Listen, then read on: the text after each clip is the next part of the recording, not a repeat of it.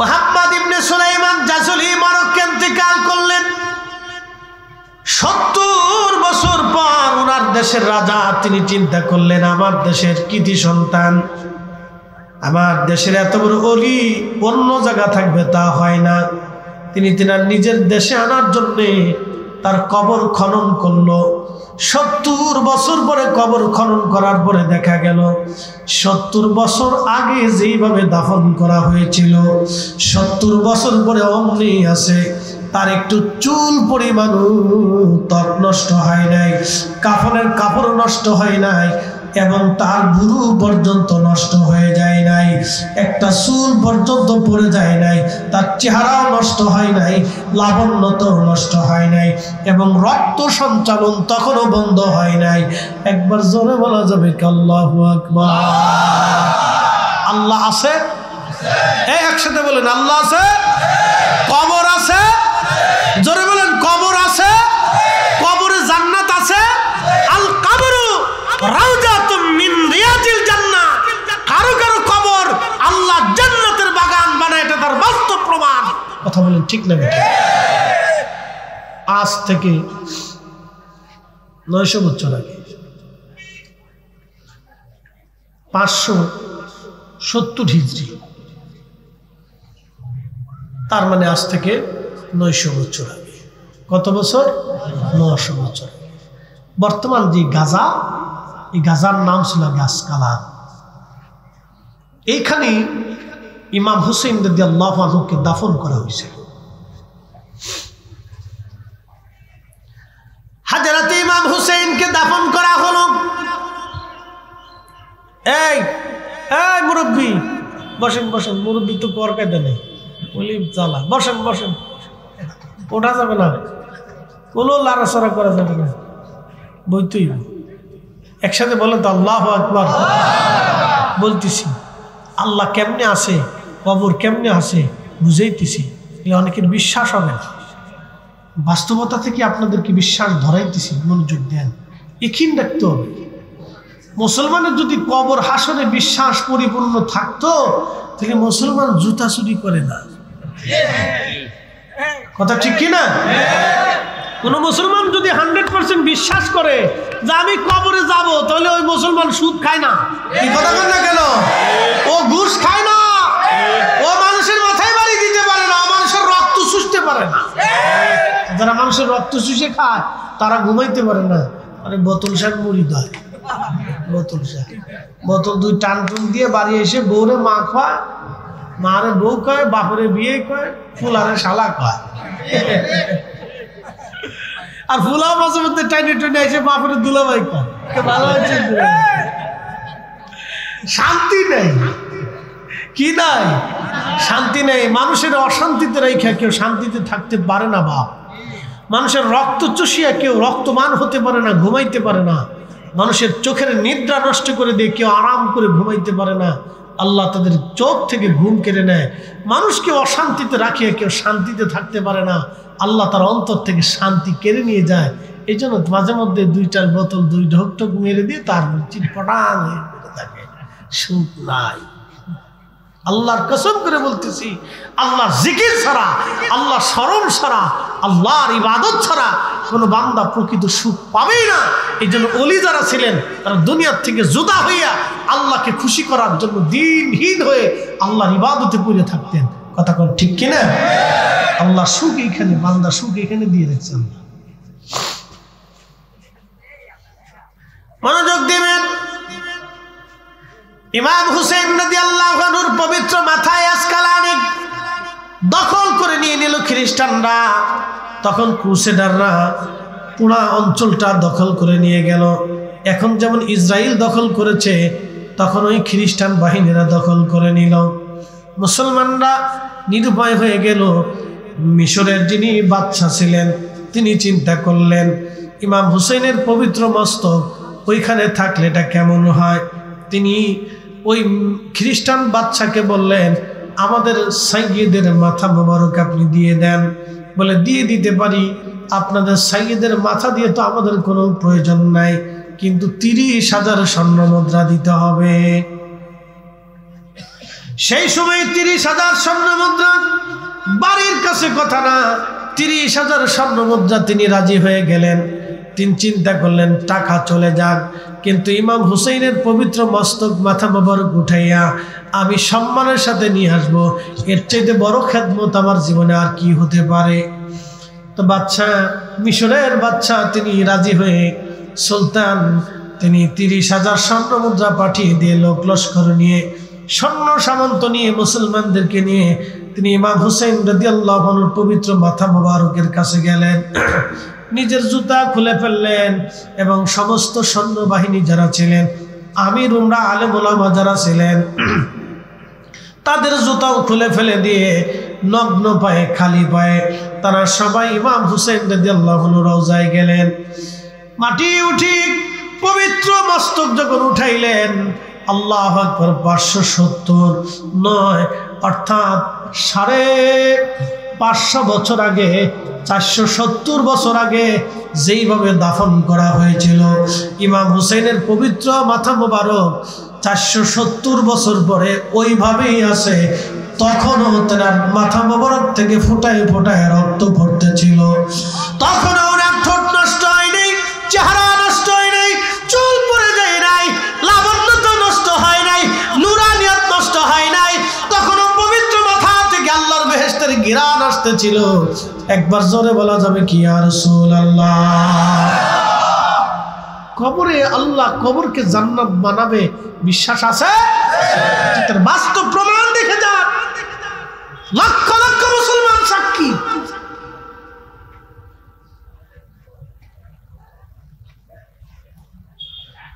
লক্ষ লক্ষ মুসলমান সাক্ষী।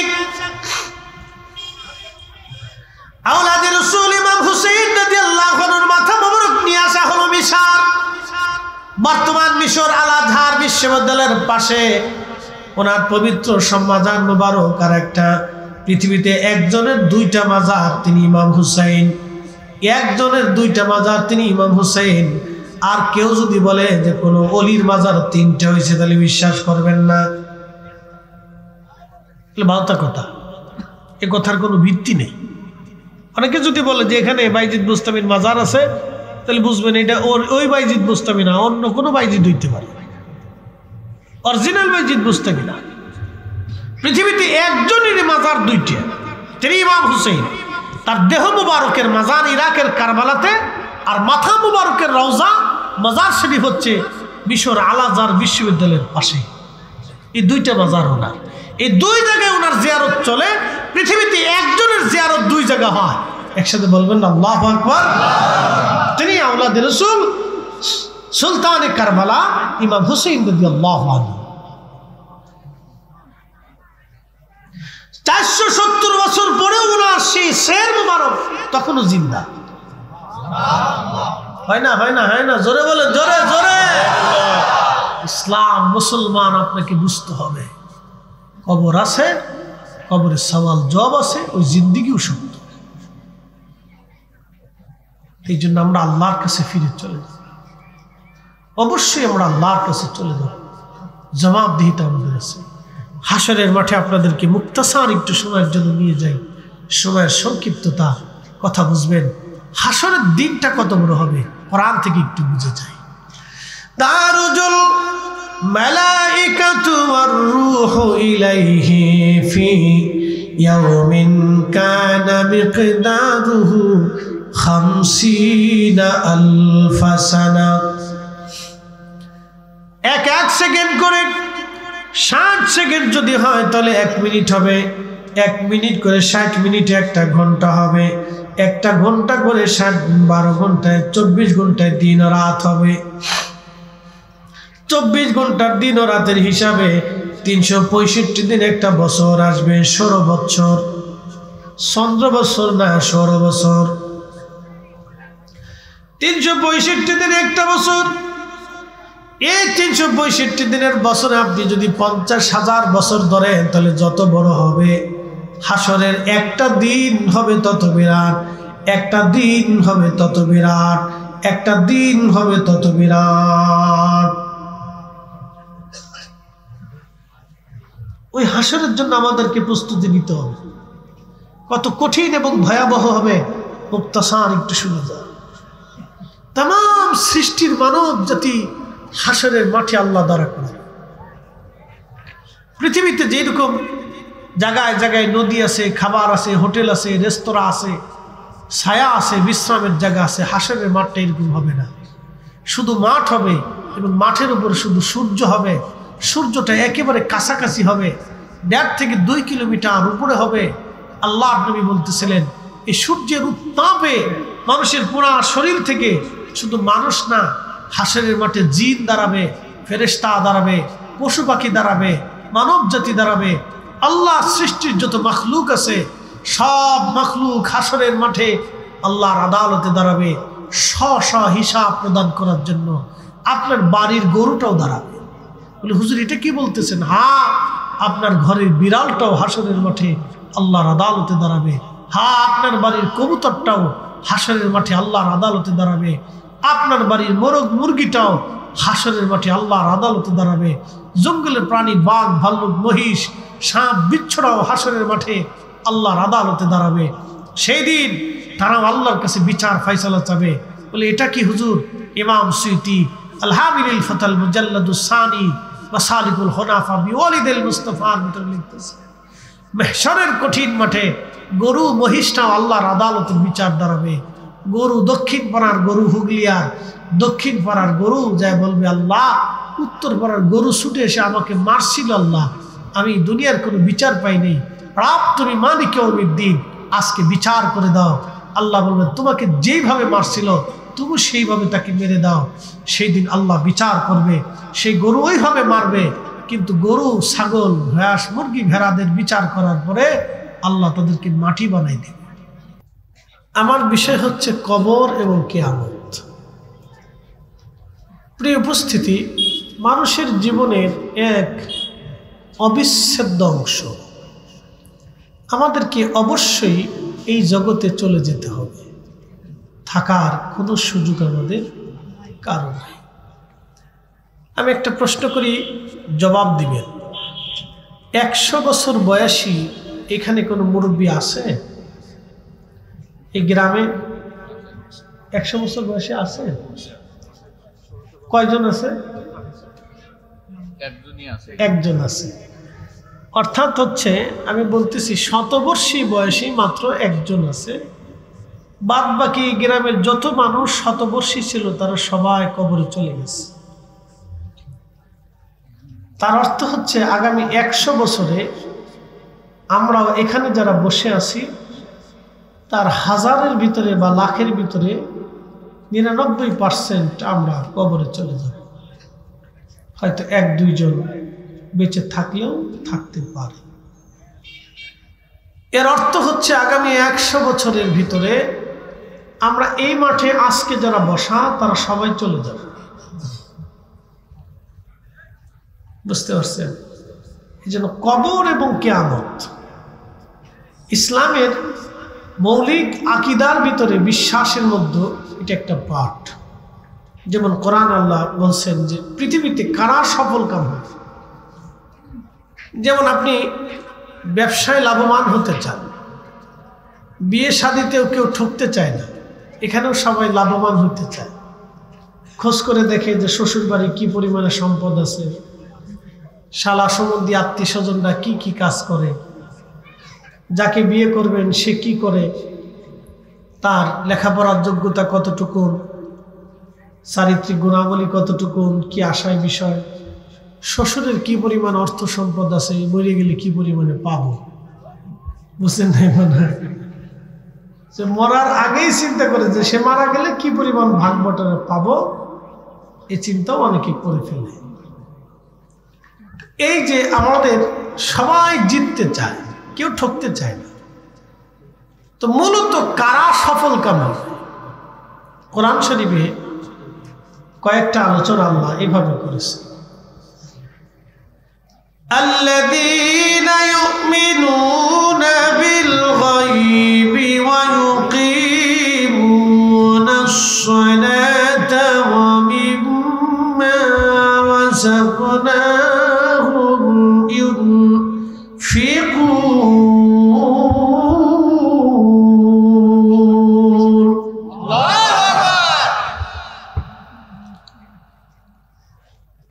নম্বর আল্লাযীনা ইউমিনুনা বিল গায়ব, যারা গায়েবের উপর ঈমান আনে।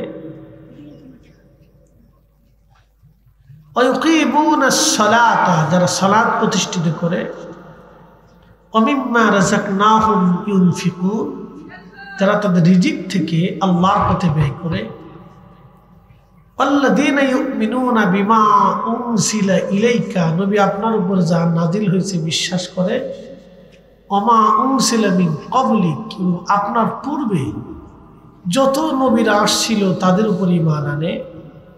ওয়াবিল আখিরাতি হুম ইউকিনুন, এবং আখিরাতের প্রতি যারা বিশ্বাস স্থাপন করে। উলাইকা আলা হুদাম মির রাব্বিহিম ওয়া উলাইকা হুমুল মুফলিহুন।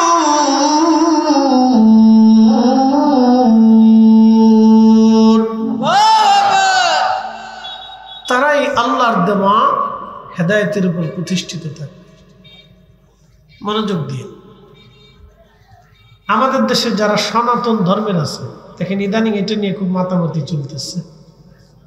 সনাতন ধর্ম অর্থাৎ আমরা যাদেরকে হিন্দু বলে চিনি, হিন্দু কোনো ধর্ম না, ধর্ম হচ্ছে সনাতন।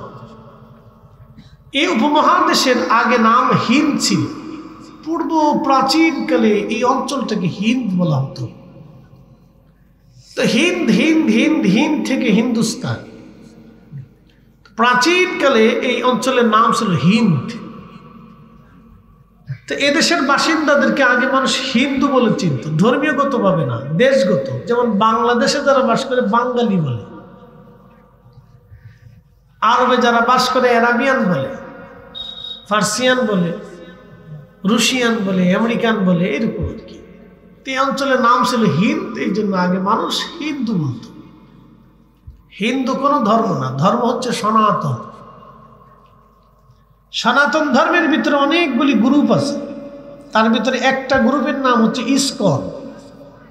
এই ইসকনটা হলো আমাদের দেশে, আমাদের ভিতরে যে জঙ্গি আছে না, বেশি উগ্রবাদ, এই ইসকন হলো হিন্দুদের ভিতরে উগ্রবাদ।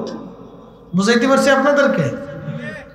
এরা চায় যুদ্ধ বিগ্রহ, মারামারি, কাটাকাটি, হানাহানি। দেখেন ভারতে মাঝে মধ্যে মসজিদে হামলা করে, দাঙ্গা হাঙ্গামা করে, মুসলমান হত্যা করে, গরুর গোশতের কথা বলে বহু মুসলমানকে তারা হত্যা করছে।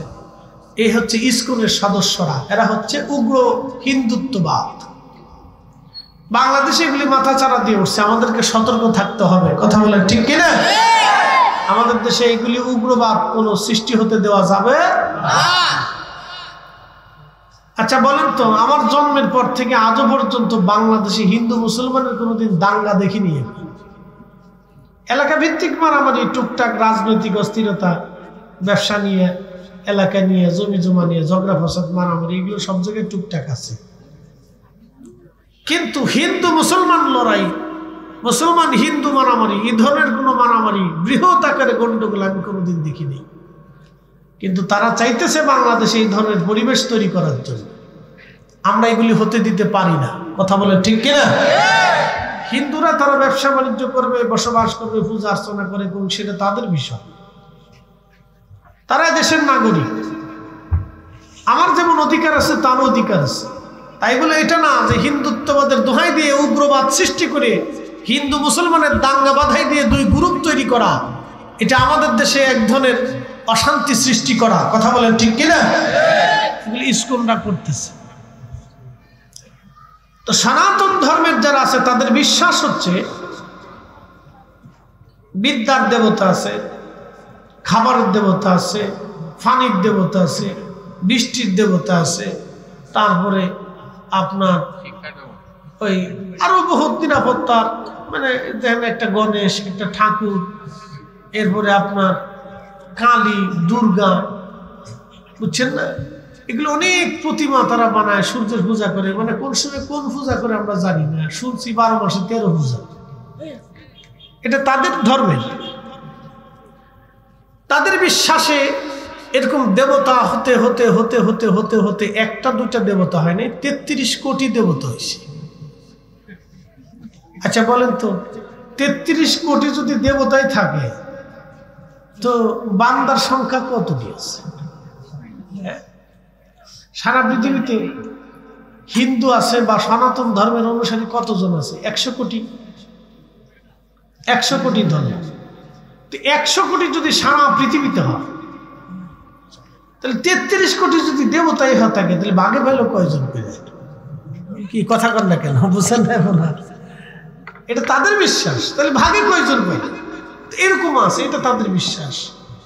তো বলেন তো আপনারা, আমাদের রব কয়জন? যেমনি বলতেছেন মনে হয় যে মুসলমানই নাই। একসাথে বলেন, রব কয়জন? এক আঙ্গুল উচ্চা করে বলেন, কয়জন? একসাথে বলেন, কয়জন? সব কিছু যিনি একসাথে নিয়ন্ত্রণ করেন তিনি কে? জবান খুলে বলেন, তিনি কে? কোন সন্দেহ?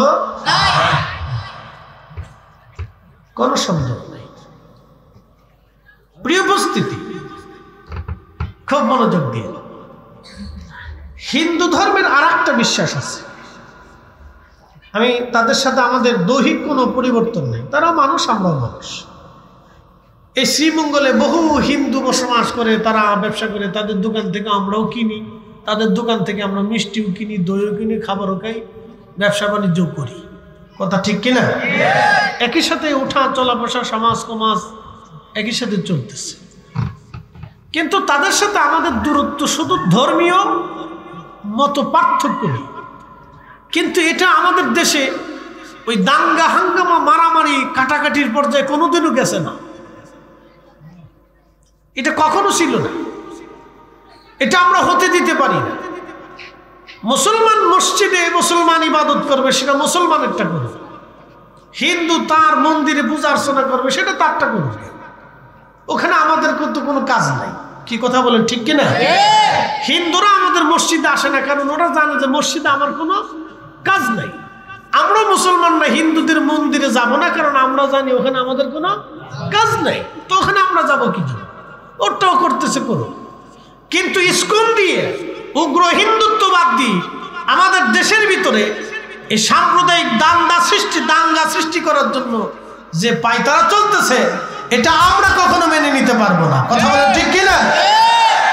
এগুলো উগ্রবাদ আমাদের দেশে চলবে না। তো মনোযোগ দিয়ে, তো তাদের আর একটা বিশ্বাস হচ্ছে মানুষ মারা যাওয়ার পরে ভগবান আবার তাদেরকে পৃথিবীতে পাঠায় না। এটা তাদের বিশ্বাস, আমি বুঝে তারপরে বলবে। তাদের বিশ্বাস হচ্ছে যদি মানুষ পৃথিবীতে পুণ্যের কাজ করে, তাহলে ভগবান তাদেরকে আবার পৃথিবীতে পাঠাবে ভালো কিছু দিয়ে। যেমন কবি জীবনানন্দের দাশের একটা কবিতা আছে, আবার আসিব ফিরে ধানসিঁড়িটির তীরে, এই নবান্নে বাংলায় শালিকের বেশে, অথবা শঙ্খশিল, কাউয়া, বিলাই, কুত্তা, যাই মনে করেন। আপনাদের কি মনে হয়? শঙ্খচিল হয়ে, শালিক হয়ে, কাউয়া হয়ে, হাঁস হইয়া, কবুতর হইয়া, বিলাই হইয়া, শিয়াল হইয়া, কুত্তা হইয়া পৃথিবীতে আর কোনো মানুষ আসার সুযোগ আছে? একসাথে বলেন, একসাথে বলেন, আছে? কেউ কোনোদিন ফিরে আসছে কি বলে মনে হয়? আসার সুযোগ নেই। ওয়ালাই ইউআখিরাল্লাহু নাফসান ইযা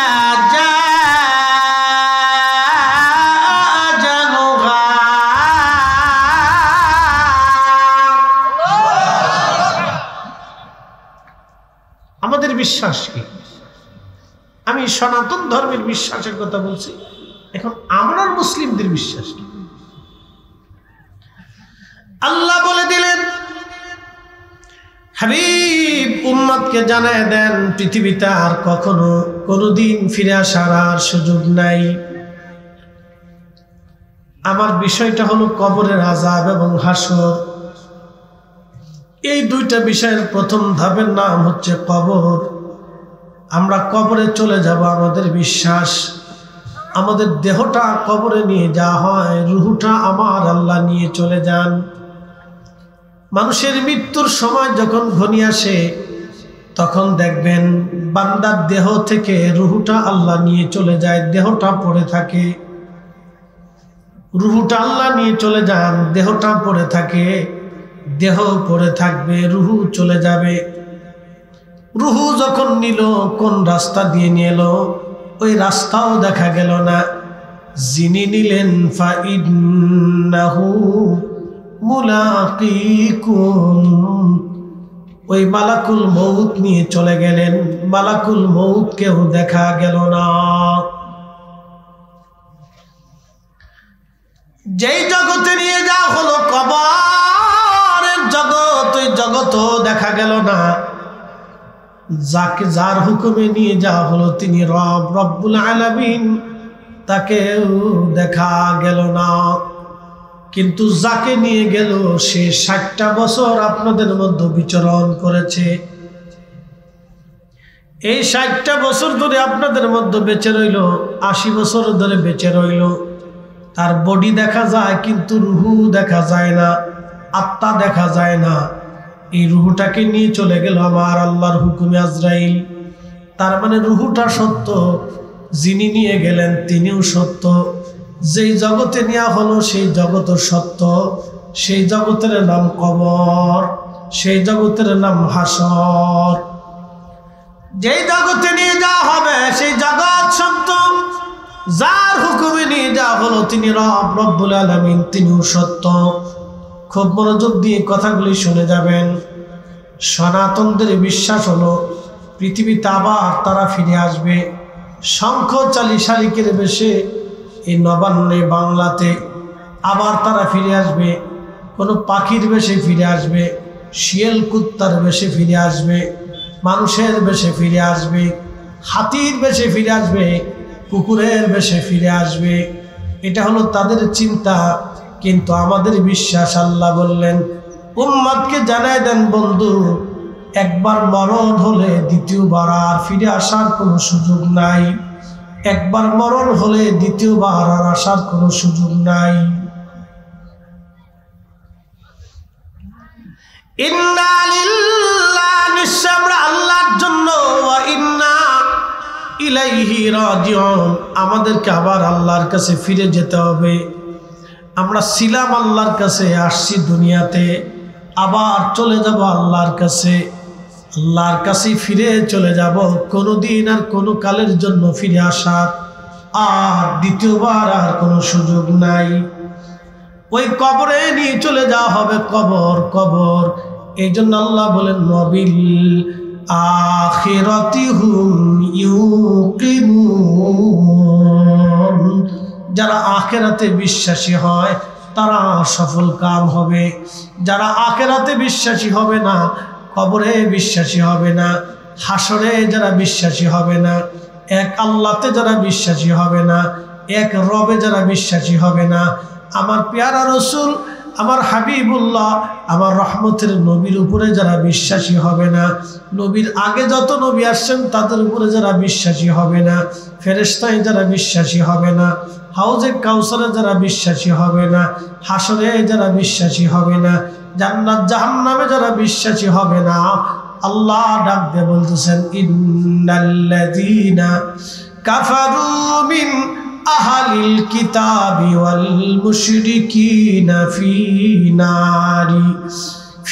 নারি জাহান্নাম খালিদিনা ফিহা। নিশ্চয়ই যারা কাফির, অবিশ্বাসী, এক আল্লাহতে যারা বিশ্বাসী না, আমার রসুলের উপরে যারা বিশ্বাসী না, পরকালে যারা বিশ্বাসী না, ফেরেশতায় যারা বিশ্বাসী না, হাসরে যারা বিশ্বাসী না, জান্নাত জাহান্নামে যারা বিশ্বাসী না, পূর্ববর্তী নবীতে যারা বিশ্বাসী না, বহু খুদায় যারা বিশ্বাসী, বহু দেবতায় যারা বিশ্বাসী, বহু দেবতায় যারা বিশ্বাসী, বহু খুদায় যারা বিশ্বাসী, যারা আখিরাতে বিশ্বাসী না, যারা মনে করে আবার পৃথিবীতে তারা ফিরে আসবে, পুনর্জন্মে যারা বিশ্বাসী, পুনরুত্থানে যারা বিশ্বাসী না, আল্লাহ ডাক দেয়া বলেন ইন্নাল্লাযীনা কাফারু, নিশ্চয় যারা অবিশ্বাসী, ওয়াল মুশরিকি মিন আহলিল কিতাব, এবং আহলে কিতাব যারা আছে, ইহুদি এবং খ্রিস্টান। খ্রিস্টানদের বিশ্বাস হলো আল্লাহ আছে, কিন্তু আল্লাহর বউ আছে, আল্লাহর ফুলাফাইনও আছে। কি ভাবলেন আপনারা? আল্লাহর মনে বউ দরকার না? কি করেন? হ্যাঁ, আল্লাহ বউ নিয়ে হইয়া থাকে। কি পাগল,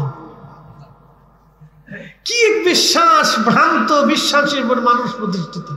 শিক্ষিত হায়ার এডুকেটেড পারসন না বিশ্বাস করতেছে গড আছে, গডের স্ত্রী আছে এবং ছেলে মেয়ে আছে, গডের বউয়েরও দরকার।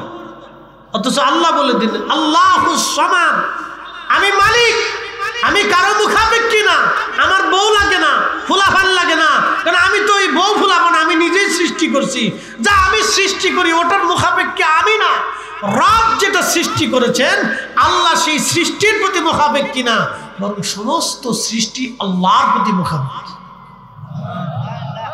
কথা বুঝেন নাই মনে হয়? আবার বলি, বলেন এই জমিনের প্রতি কি আল্লাহ মুখাপেক্ষী? একসাথে বলেন, আমাদের প্রতি আল্লাহ মুখাপেক্ষী। আমরা কিছু টাকা পয়সা সোনা দানা এগুলো দিব না, কি বলেন? সোনা দানা কে বানাইছে? একসাথে বলেন, কে দিছে? জমিন কে বানাইছে? তো জমিন আল্লাহ বানাইলেন, আল্লাহর জমিনের দরকার নেই। আসমান আল্লাহ বানাইলেন, আল্লাহ আসমানের মুখাপেক্ষী না। মানুষ আল্লাহ বানাইলেন, আল্লাহ মানুষের মুখাপেক্ষী না। আল্লাহ তামাম সৃষ্টি বানাইলেন, সৃষ্টির প্রতি আল্লাহ মুখাপেক্ষী না। সব সৃষ্টি আল্লাহর মুখাপেক্ষী, আমরা আল্লাহর মুখাপেক্ষী। আল্লাহ সূর্য উঠাইলে আলো পাবো, না উঠাইলে পাবো না। আল্লাহ বৃষ্টি দিলে পানি পাবো, নতুবা পানি পাওয়ার কোনো সুযোগই নেই। আল্লাহ শীত দিলে ঠান্ডা পাবো, নতুবা পাওয়ার কোনো রাস্তা নেই। আল্লাহ গরম দিলে গরম পাবো, নতুবা বিকল্প কোনো ব্যবস্থা নাই। আল্লাহ নিঃশ্বাস দিলে পাবো, নতুবা অ্যাটেন্ড টু মার্ডার, ওই সময় গো টু কবর, কোনো সুযোগ নাই। আল্লাহ দিলে স্ত্রী পাবো, নতুবা বহু লোক আছে যাদের জীবনে কোনোদিন স্ত্রী হয় নাই, অনেক নারীর জীবনে পুরুষই হয় নাই, সে আর কোনোদিন বিয়েই হলো না তার, ওইভাবে সে চিরকুমার চিরকুমারী রয়ে গেল, তার নসিবে নাই। যারা সাধু সন্ন্যাসী বিয়ে থা করে না, তার কপালে বউ নাই,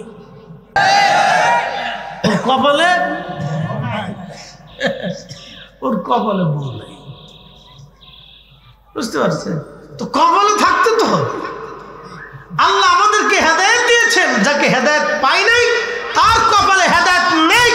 আল্লাহ আমাদেরকে মুসলমান বানিয়েছেন, কেন করেছেন ভালো করে শুনে যাবেন। আল্লাহ বলছেন মিন আহলিল কিতাব, আহলে কিতাব যারা ইহুদি খ্রিস্টান, তারা বিশ্বাস করে আল্লাহ আছে কিন্তু আল্লাহর বউ আছে। একসাথে বলে আল্লাহর ফুলাফাইন আছে। আচ্ছা বলেন, যিনি স্রষ্টা তার কি বাচ্চা কাচ্চার দরকার? লাম ইয়ালিদু ওয়া লাম ইউলাদু ওয়া লাম ইয়াকুন লাহু কুফুয়ান আহাদ। আল্লাহর স্ত্রী নাই, তিনি সন্তান জন্ম দেন না, তিনি কারো কাছ থেকে জন্ম নেন নাই, তিনি একচ্ছত্র অধিপতি মালিক আল্লাহ, তিনি একচ্ছত্র অধিপতি মালিক আমার আল্লাহ। তিনি জন্ম নেন না, জন্ম দেন না। মুসলমান খুব মনোযোগ দিবেন।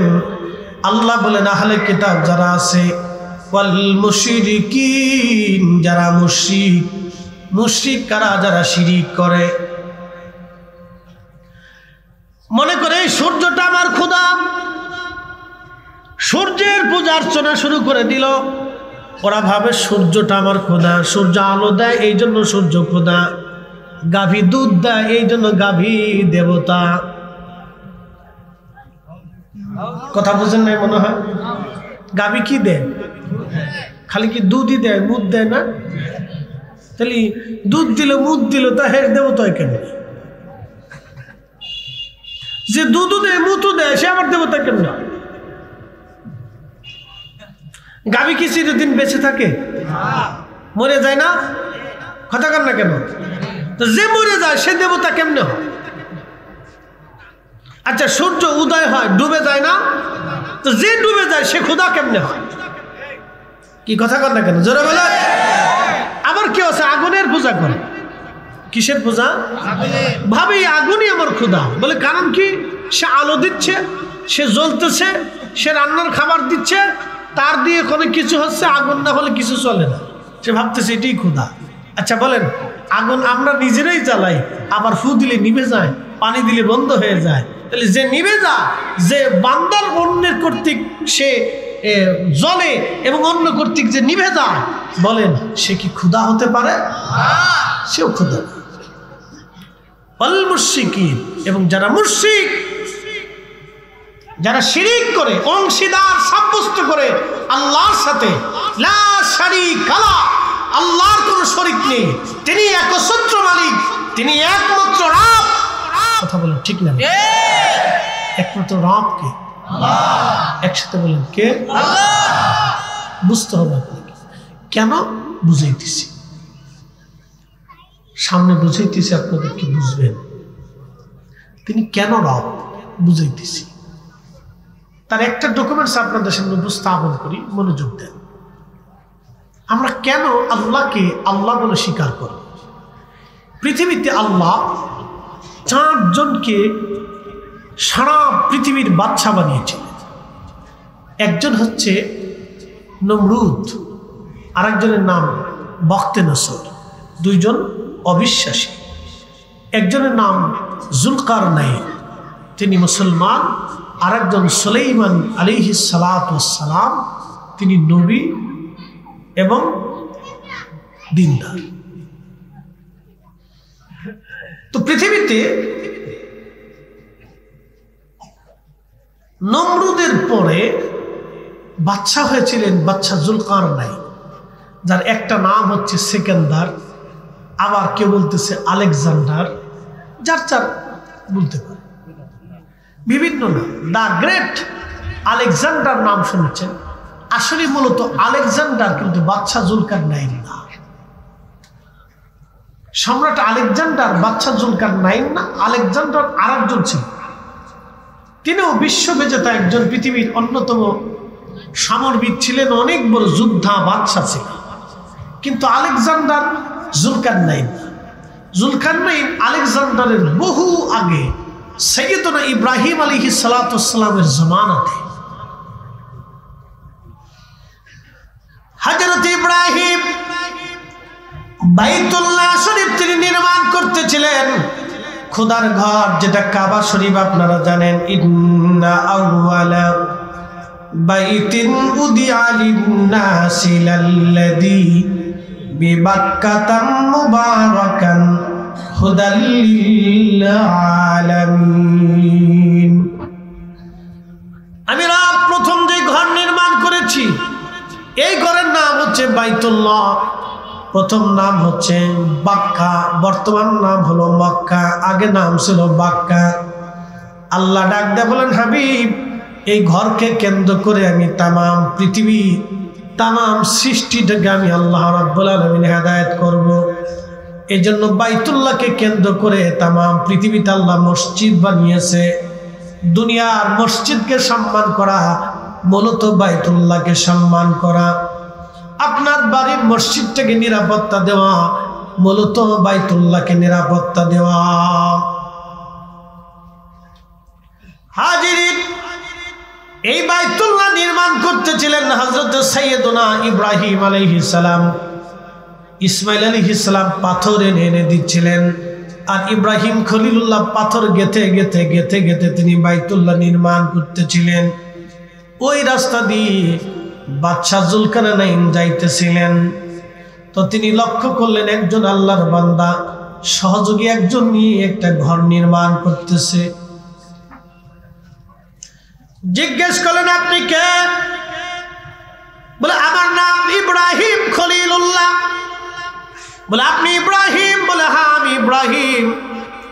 বলে, আপনি ইব্রাহিম খলিলুল্লাহ? খলিলুল্লাহ আবার কি? বলে, আল্লাহর বন্ধু। বলে, আল্লাহ কে? বলে, আপনার রব আমার রব। আপনার রব আমার রব, আবার আল্লাহ কি? আল্লাহ তো দেখি না। আল্লাহ কি দেখা যায়? কয় না, আল্লাহ তো দেখা যায় না। তখন জুলকারনাইন বললেন, এই ইব্রাহিম, আল্লাহ যদি দেখা না যায় তাহলে আল্লাহ কেমনে মানবো বলো? ইব্রাহিম, আল্লাহ যদি দেখা না যায় তাহলে আল্লাহ কেমনে মানবো বলো তো, বলো। সাইয়্যিদুনা ইব্রাহিম বললেন, জুলকারনাইন, কি করলে তুমি আল্লাহ মানবা, আল্লাহকে বিশ্বাস করবা বলো? জুলকারনাইন ডাক দিয়ে বলতেছে, ইব্রাহিম, ওই যে ভেড়ার দল পাহাড়ের ভিতরে ঘাস খেয়ে বেড়াচ্ছে, ওই ভেড়ার দলকে তুমি ডাকবা। ভেড়ার দল এসে যদি তোমার আল্লাহর কালেমার সাক্ষ্য দেয়, তাহলে আমি জুলকারনাইন বুঝবো আল্লাহ আছে। আর ভেড়া যদি না বলে, তাহলে বুঝবো আল্লাহ নাই। কারণ ভেড়া তো কথা বলে না, ভেড়ার তো জবান নাই, ভেড়ার তো এমন জ্ঞান নাই, সে তো কোনোদিন কালেমা কারোর কাছ থেকে শিখে নাই। যদি ভেড়ার দলে কালেমা পড়ে ইব্রাহিম, তাহলে বুঝবো আল্লাহ আছে, নতুবা আমি জুলকারনাইন আল্লাহ মানব না।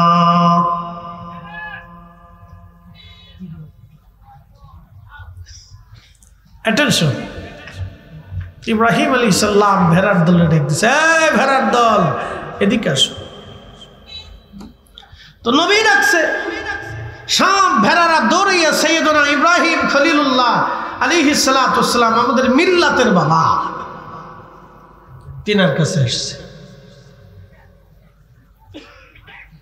আমাদের মিল্লাতের বাবা ইব্রাহিমের কাছে এসে ভেড়ার দল দাঁড়াইছে। সাইয়েদনা ইব্রাহিম বললেন, ভেড়ার দল, তোমরা সাক্ষ্য দাও আমি ইব্রাহিম আল্লাহর নবী, আল্লাহর খলিল, এবং আল্লাহ সে আল্লাহর কালিমাতুত তাওহীদের সাক্ষ্য তোমরা দাও। প্রত্যেকটার ভেড়ার জবান খুলে গেল।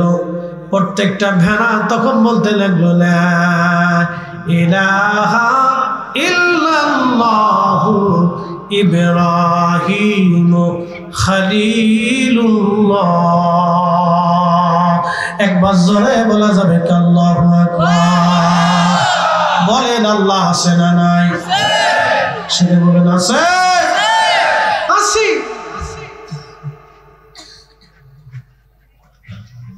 কেউ ভাবতেছে আমি সূর্যের পূজা করতেছি, সূর্যই বুঝে আমার দেবতা। কেউ সাপের দুধ খাওয়ায়, ভাবে সাপই বুঝে আমার দেবতা। কি পাবে? কেউ মূর্তি বানিয়ে এটার সামনে পড়ে রয়েছে, ভাবে এটাই আমার দেবতা। আমি দেবতার প্রতিকৃতি তৈরি করে তার সামনে মাথা নত করে পড়ে রয়েছি, ভাবতে পারে। রবীন্দ্রনাথ ঠাকুর বলেছিল, রথ যাত্রা লোকারণ্য মহা ধুমধাম, ভক্তেরা লুটায় পথে করিয়াছে প্রণাম। রথ ভাবে আমি দিব, পথ ভাবে আমি দিব, হাসি অন্তর্জামী। অন্তর্জামীরা চিনছেন আল্লাহ, এটা ঠিকই লিখছেন। মুসলমান খুব মনোযোগ দিবেন। হাজিরিন, সাইয়েদুল ইব্রাহিমের সামনে সাপ ভেড়ার দল যখন জবান খুলে কালিমাতুত তাওহীদ রিসালাতের সাক্ষ্য দিয়ে ফেলল, তখন বাদশা জুলকারনাইন ডাক দিয়ে বলেন, হুজুর, আমার আর বুঝার বাকি নাই। কারণ ভেড়া তো কথা বলে না, তাদের ধর্ম কথা বলে না, সৃষ্টিগতভাবে তাদের জবান বন্ধ, তারা মানুষের মতো কথা বলে না, মানুষের মতো আকল নাই, মানুষের মতো বিদ্যা শিখে না, মানুষের মতো স্কুল মাদ্রাসায় যায় না, তারা কোনো মানুষের দর্শে বসে না। যেহেতু ভেড়ার দল কালেমার সাক্ষ্য দিয়েছে, খোদার নবী গো আর বোঝার বাকি নাই, আপনি নবী এবং আপনি আল্লাহ আছে, অবশ্যই রব আল্লাহ আছে, আর বোঝার বাকি নাই। আমাকে এই মুহূর্তে আপনি কালেমা পড়াইয়া মুসলমান বানিয়ে দেন। বাদশা জুলকারনাইনকে ইব্রাহিম খলিলুল্লাহ কালেমা পড়াইয়া মুসলমান বানিয়ে দিলেন। আল্লাহ তারে বাদশা বানাইতে সারা পৃথিবীর বাদশা বানিয়েছিলেন। তিনি এমন একজন বাদশা, কোরআন আল্লাহ বলছেন, জুলকারনাইন সূর্য উদয় যেখান থেকে হয় জাপান সাগরের একবারে শেষ প্রান্তে, সাগরের একবারে শেষে যেখান থেকে সূর্য উঠতে দেখা যায়, তিনি ওইখান পর্যন্ত সফর করেছেন। পশ্চিমা বিশ্বে আটলান্টিক মহাসাগরে সূর্য যেখানে ডুবে যায় সাগরের শেষ প্রান্তে, বাদশা জুলকারনাইনকে আল্লাহ সেই সাগরের শেষ প্রান্ত পর্যন্ত নিয়েছে, যা আজও পর্যন্ত বিজ্ঞানের পক্ষেও যেটা সম্ভব হয় নাই। একবার জোরে বলা যাবে আল্লাহু আকবার।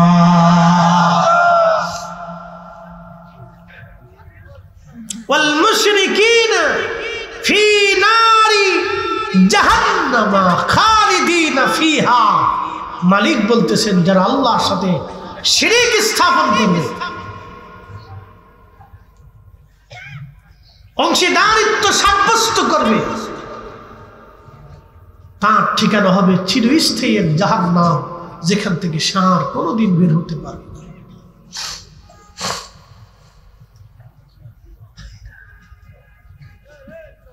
বন্ধু আমার, শ্রীমঙ্গলবাসী মনোযোগ দিবেন, কথাগুলি ভালো করে বুঝে যাবেন। আমার রব, আমার আল্লাহ, তিনি আছেন।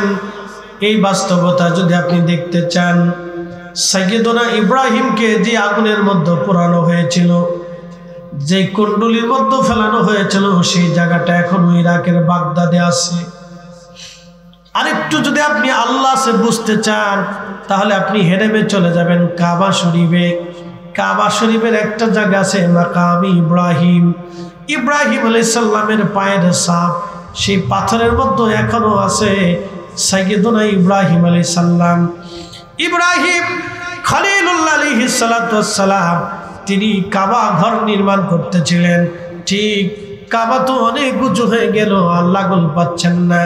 সাইয়্যিদনা ইসমাইল একটা পাথর নিয়ে আসলেন, ওই পাথরের উপরে কদম রাখলেন ইব্রাহিম।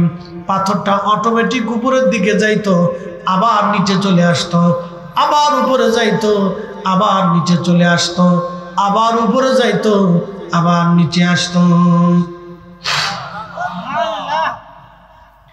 ওই পাথরের মধ্যে পায়ের ছাপ বসে গেল, দাগ বসে গেল।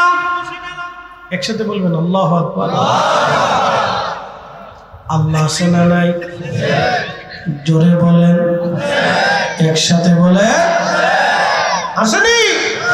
বিশ্বাস করতে হবে, দৃঢ়ভাবে ইয়াকিন রাখতে হবে, কঠিনভাবে ইয়াকিন রাখতে হবে। মালিক একজন, তামাম সৃষ্টি যিনি পরিচালনা করেন। আমাদেরকে ফিরে যেতে হবে ওই আল্লাহর কাছে। কার কাছে? একসাথে বলেন, কার কাছে? সুম্মা তুরাদ্দুনা ইলা আলিমিল গায়বি ওয়াশ শাহাদাত।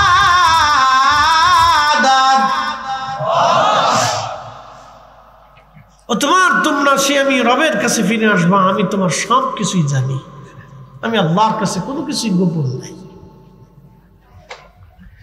আল্লাহ আছে আরো যদি বুঝতে চান, চলে যাবেন ফিলিস্তিনের বাইতুল আকসা। এখনো সেই পাথরখানা এখনো আছে, পাথর থেকে এখনো সুঘ্রাণ আসে। 1400 বছর ধরে একটা পাথর আমার রসুলের জন্য দাঁড়িয়েছিল। পবিত্র মেরাজের রাত্রিবেলা আল্লাহ নবী সমস্ত নবীদের ইমামতিতে নামাজ শেষ করলেন। নামাজ শেষ করার পরে নবীজি মসজিদ থেকে বের হলেন, বোরাকের পিঠে চড়বেন। ঠিক এমন সময়, ঠিক এই মুহূর্তে পাথর নবীকে সালাম দিল। পাথরে যখন রসুলকে সালাম দিল, ঠিক তখনই রসুল কারীম ডাক দিয়ে বলেন, পাথর কেন তুমি সালাম দাও, কি হয়েছে? বলে, হুজুর 1400 বছর ধরে আমি আপনার অপেক্ষায় বাইতুল আকসার পাশে দাঁড়িয়ে আছি। বলে, কেন? ইয়া রাসূলুল্লাহি, এই জন্য দাঁড়ানো, আপনি মেরাজ করবেন, আপনি উরুস করবেন, আসমানের দিকে রওনা হবেন। আপনি আপনার পবিত্র কদম আমার পিঠের উপরে রেখে আপনি উরুস শুরু করবেন। ইয়া রাসূলুল্লাহ, কদমে একটু ধুলির আশা আমি 1400 বছর ধরে দাঁড়ানো আছি।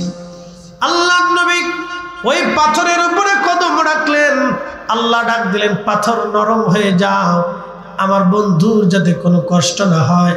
আমি আমার বন্ধুকে দাওয়াত করেছি, পাথর তুমি নরম হয়ে যাও। পাথর সঙ্গে সঙ্গে নরম হয়ে গেল। আল্লাহ নবীজির পবিত্র কদম মোবারকের ছাপ লেগে গেল, পা মোবারকের ছাপ নবীজির লেগে গেল, দেবে গেল। সেই পায়ের ছাপ এখনো আছে, ওই পাথরে কোনো আতর দাগ লাগানো লাগে না। 1450 বছর ধরে ওই পাথরের ভিতর থেকে এখনো সুঘ্রাণ বের হতে থাকে। একসাথে বলেন, জোরে বলেন, আল্লাহ আছে। আসতে হলো না, জোরে বলেন, আছে আছে।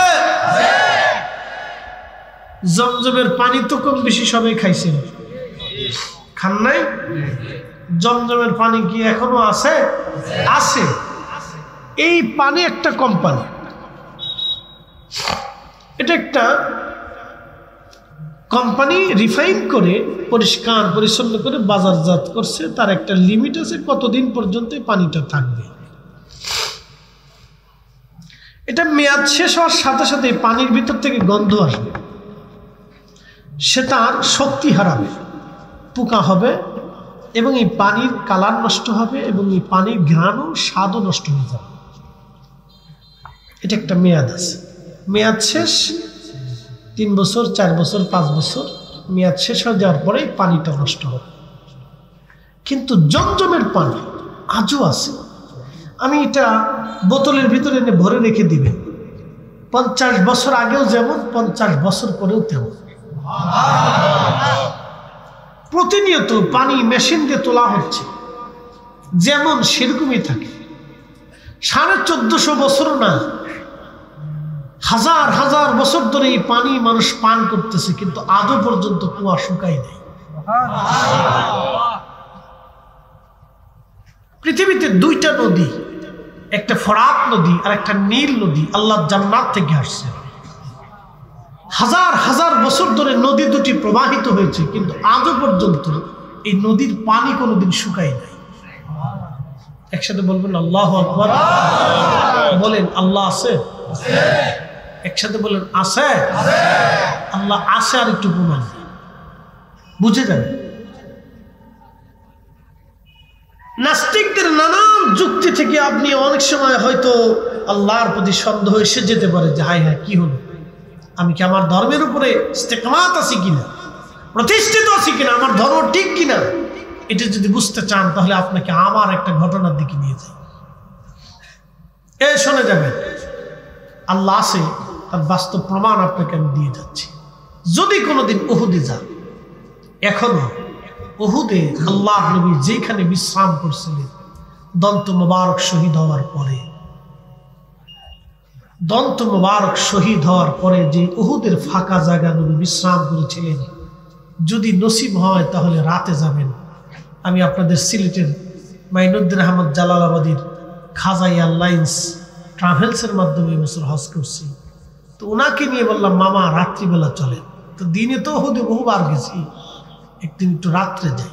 তো মদিনার থেকে চলে আসবো, শেষ হজের বিদায় পালা, প্যাকেজ শেষ, চলে আসতেই হবে, টিকিট কনফার্ম আসা যাওয়ার।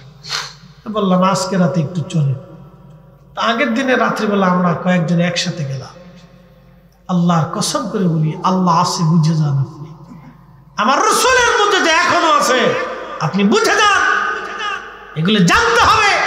এই জন্য আল্লাহ বলছেন কুল সিরু ফিল আরদ, পৃথিবী ঘুরে ঘুরে দেখো, আমি আল্লাহর কুদরত তুমি দেখতে থাকো। আল্লাহ আছে আপনাকে বুঝতে হবে। পাথরের সামনে, মূর্তির সামনে, সূর্যের সামনে, সাপের সামনে, গরুর সামনে, গরুর খোদা বানাবেন, দেবতা বানাবেন, পাথরকে বানাবেন, আকাশকে বানাবেন, সাগরে বানাবেন, সূর্যরে বানাবেন, পাহাড় বানিয়ে ফেলবেন, বিরাট একটা গাছ দেখে গাছের গোড়ায় মোমবাতি জ্বালায় বানাই ফেলবেন। ছি ছি ছি ছি।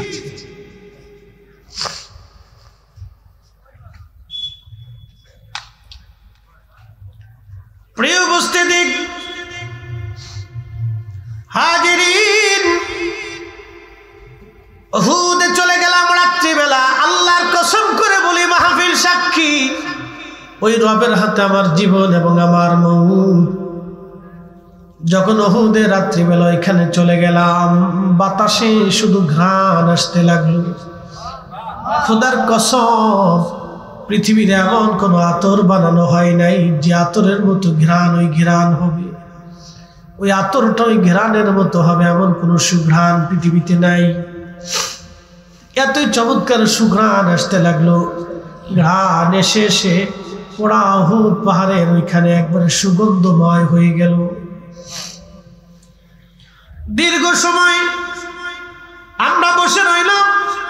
এশার নামাজ ওইখানে পাহাড়ের ছোট্ট একটু জায়গার ভিতরে আমরা ছোট্ট করে জমাত করলাম। এশার নামাজ পড়লাম, নফল পড়লাম, দোয়া করলাম, মিলাদ শরীফ পড়লাম, দোয়া করলাম, খোদার দরবারে আরজি জানাইলাম, চোখের পানি ফেললাম। তখন ঘ্রাণ আসতে লাগলো, শুধু ঘ্রাণ আর ঘ্রাণ আর ঘ্রাণ। যেখানে নবীজি বিশ্রাম করেছিলেন সিমেন্ট দিয়ে লাগিয়ে দেওয়া হয়েছে যাতে কোনো হাজি ভিতরে ঢুকতে না পারে। জানালার মতো একটু কাটা আছে, মাথা ঢুকিয়ে ভিতরে লক্ষ্য করলাম ভিতর থেকে এত পরিমাণে ঘ্রাণ আসতে লাগলো। যেখানে আল্লাহ নবী বসছিলেন, সারা রাত বিশ্রাম করেছিলেন, সেখান থেকে এখনো 1450 বছর উপরে ঘ্রাণ আসতে থাকে। রাত্রিবেলা এখনো ঘ্রাণ, তার মানে বোঝা গেল আমার নবীর মুজিজা এখনো চলমান। কথা বলেন ঠিক কিনা? আল্লাহ আছে। ওয়াল্লাযীনা ইউমিনুনা বিমা উনজিলা ইলাইকা, আপনার উপর যা নাযিল হয়েছে দৃঢ় বাক্যে বিশ্বাস করে নিবে। হে রাসূল আমার, আপনাকে বিশ্বাস করতেই হবে।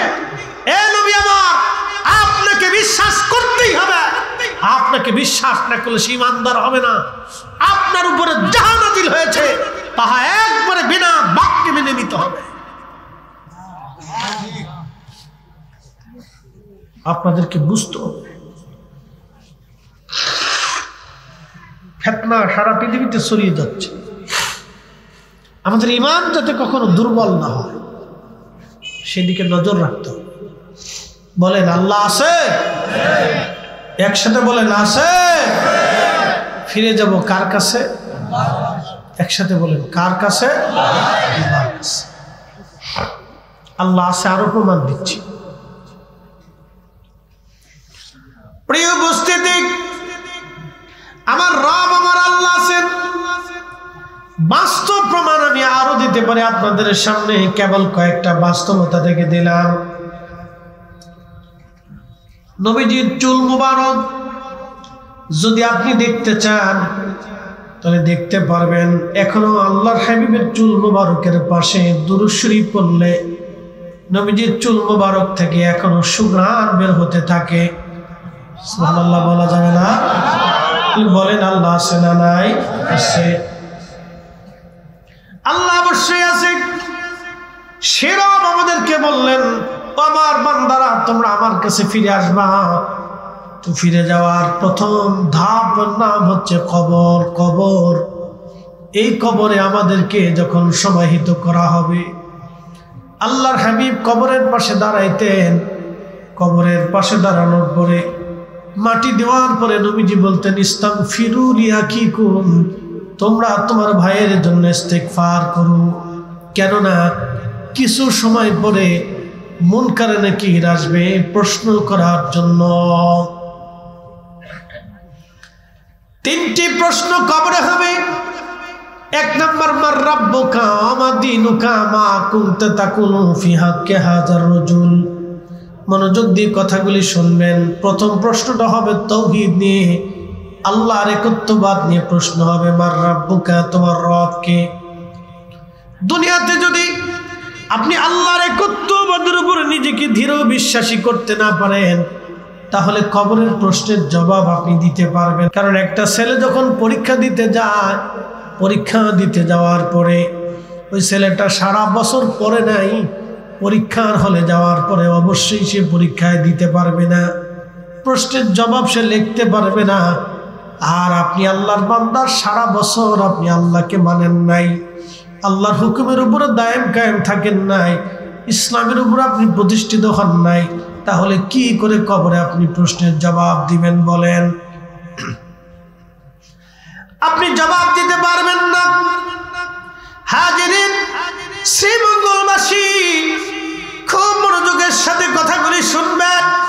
কবরের মধ্যে 3টা প্রশ্ন রাখতে পারেন ফরিদি হুজুর। কবরের মধ্যে কেন প্রশ্ন করা হবে? প্রশ্ন ছাড়া কেন আমাদেরকে নিতে পারে না? হ্যাঁ, প্রশ্ন ছাড়া আল্লাহ আমাদেরকে নিতে পারে। আপনারা দেখেছেন কয়েকদিন আগে সরকার আমাদের ছেলে মেয়েদেরকে অটো পাস করাই দিল। অটো পাস অর্থাৎ পরীক্ষা ছাড়াই ছেলেরা পাস করলো, কেউ আবার ফেল করলো, কেউ আবার পাস করলো। তো যারা ফেল করলো তারা আন্দোলন করে বললো, আমরা ফেল করব কেন? পাস করাইলে আমাদেরকেও পাস করাও, আর যদি ফেল করানো লাগে সবাইই ফেল করাও, কারণ আমরা পরীক্ষা দিয়ে হয় পাস করব না হয় ফেল করব।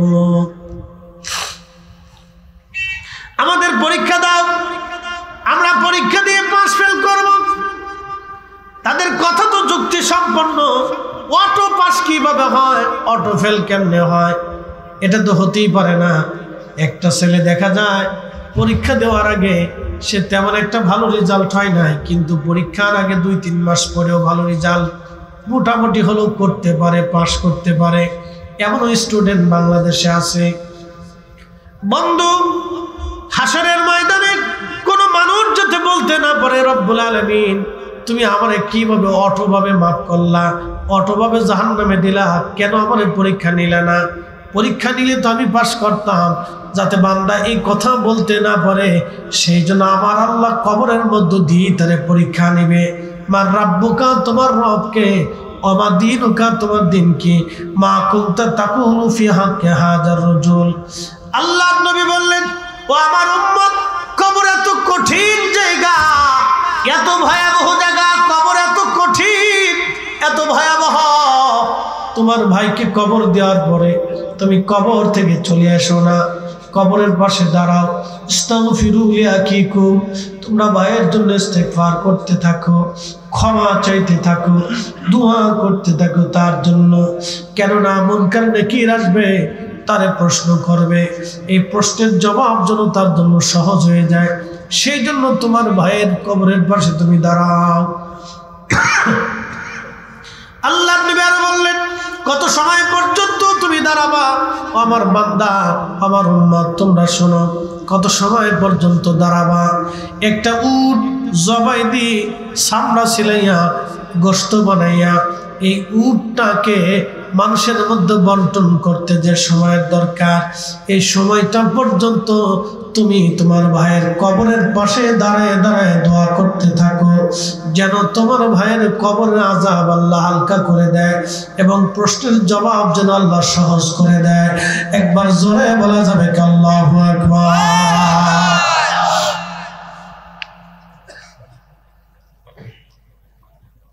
প্রিয় শ্রীমঙ্গলবাসী, মনোযোগ দিবেন। এই জন্য কবর থেকে তাড়াহুড়া করে চলে আসবেন না, কবরের পাশে দাঁড়াবেন, কিছু সময় দোয়া করবেন। বাজান আমার, মায়ের আমার, কবর বড় কঠিন জায়গা। আল্লাহ নবী বলেন, উম্মতরে, এই কবর রেখে সবাই যখন চলে আসবে, কেউ আর আপন হবে না। এখানে আপনারা যারা আছেন, যদি এখন প্রশ্ন করি, হাত উঁচা করে বলেন তো, প্রত্যেক দিন বাবা মার কবরের পাশে কে যান? এখানে আমিও সহ কেউ বলতে পারবো না আমরা প্রত্যেক দিন বাবা মার কবরের পাশে দাঁড়াই। এখন প্রশ্ন করি, আমরা তো কেউ বাবা মার কবরের পাশে দাঁড়াইতে পারি না। যদি বলি কেন দাঁড়ান না, আমরা সবাই বলবো সময়ের অপেক্ষায়, সময়ের কারণে সময় হয় না। বাচ্চার চিন্তা, চাকরি, সংসার, দুনিয়াদারির জন্য যদি আপনি আপনার কলিজার টুকরা বাবা মারে ভুলে যান, তাহলে আপনি একটু চিন্তা করেন তো, আপনার সন্তানরাও আপনাকে ভুলে যাবে। কথা বলেন ঠিক কিনা? এটাই চির সত্য। আপনি ভুলছেন, আপনার বাচ্চারা ভুলে যাবে। Automatic, out of sight, out of mind. কথা যে লেখছে চমৎকার করে লেখছে যে মানুষ চোখের আড়াল হলে মনের আড়াল হয়ে যায়। কথা সত্য, কথা সত্য। আমি এখান থেকে চলে যাব, আপনাদের মনের আড়াল হয়ে যাবে। আপনারা চলে যাবেন, আপনারাও আমার মনের আড়াল হয়ে যাবে। চোখের আড়াল হলে মানুষ মনের আড়াল হয়ে যায়, মন থেকে সে দূরে চলে যায়। ধীরে ধীরে ধীরে ধীরে ধীরে ধীরে মানুষ ভুলতে থাকে। যদি না ভুলতো তাহলে মানুষ মারা যাইত। এটা আল্লাহর একটা সৃষ্টি, ভুলতেই হবে, ভুলে যাবেই সে, অটোমেটিক ভুলে যাবে। তাহলে বলেন, 100 বছর পরে আমার আপনার কবরের পাশে দাঁড়ানোর আর কেউ থাকবে? কেউ থাকবে না। তাহলে ওই কবরে হাসরে আপনার জন্য আমার জন্য কি হবে? 1 নম্বর ঈমান, 2 নম্বর আমল। 1 নম্বর ঈমান, 2 নম্বর আমল। দুইটা জিনিস আপনাকে নিতেই হবে, ঈমান আমল। দুইটা জিনিস আপনাকে কবরে অবশ্যই নিতে হবে, ঈমান এবং আমল। মনোযোগ দিয়ে। এখন কি মনে হয় কবরে আযাব সত্য? যেমনি বলতেছেন মনে হয় যে না, ওই তো বলেন কবরের আযাব সত্য? বিশ্বাস আছে? না ধান সিঁড়ি ছিঁড়ে নবান্নে বাংলায় শালিক হয়ে কুত্তা হয়ে বিলে ফিরে আসবো, আবার আসিব ফিরে ধান সিঁড়িটির তীরে নবান্নে বাংলায় হয় শালিকের বেশে, না হয় শঙ্কচিলের বেশে, না হয় কুত্তা বিলে হয়ে। হ্যাঁ, এরকম ফিরে আসার কোনো সুযোগ আছে? এগুলো হলো মানুষের বানানো নিজস্ব মনের উক্তি। কথা কোন ঠিক কিনা? মানুষের বানানো নিজের মনের উক্তি দিয়ে ধর্ম হয় না। ধর্ম হবে ওই মালিক যিনি সৃষ্টি করেছেন, তার আইন, তার নিয়ম। আচ্ছা বলেন, আজ পর্যন্ত ইসলামের কোন আইনের মধ্যে নিয়মের ভিতরে কেউ ত্রুটি ধরতে পারছে? আমার রসুলের জীবনের ভিতরে আজ পর্যন্ত কেউ ত্রুটি ধরতে পারছে?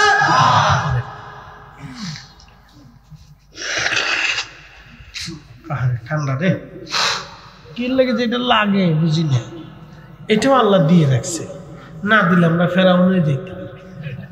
কি কথা করেন? না দিলে কি হয়ে যেতাম? ফেরাউন হয়ে যেতাম। মানব শরীরের ভিতরে রোগ আছে কয়টা? ৩৫০০। একসাথে বলেন কত হাজার? এই মানুষ কি মরবে না বেঁচে থাকবে? মানুষ যদি মরে যায় তাহলে মানুষ কি খোদা হতে পারে? ভগবান হতে পারে? দেবতা হতে পারে? প্রভু হতে পারে? মানুষ প্রভু হতে পারে, কিন্তু এই মানুষকে অনেকে প্রভু বানিয়ে ফেলতেছে, খোদা বানিয়ে ফেলতেছে।